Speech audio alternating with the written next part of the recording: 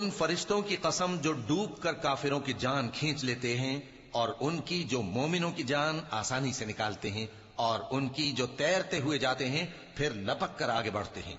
फिर दुनिया के कामों का इंतजाम करते हैं कि वो दिन आकर रहेगा जिस दिन वो जलजला आएगा, फिर उसके पीछे और जलजला आएगा। उस दिन लोगों के दिल खौफसदा होंगे और आंखें झुकी हुई। काफिर कहते हैं, क्या हम उल्टे पांव फिर लौटेंगे? भला जब हम खोखली हड्डियां हो जाएंगे तो फिर जिंदा किए जाएंगे। कहते हैं कि ये लौटना तो सरासर नुकसान कर लौटना होगा। तो बस वो एक डांट होगी, उस वक्त वो सब मैदान हश्र में आ जमा होंगे। भला तुमको मूसा की हिकायत पहुंची है जब उनके परवरदिगार ने उनको पाक मैदान यानी तुआ में पुकारा और हुक्म दिया कि फिरौन के पास जाओ कि वो सरकश हो रहा है।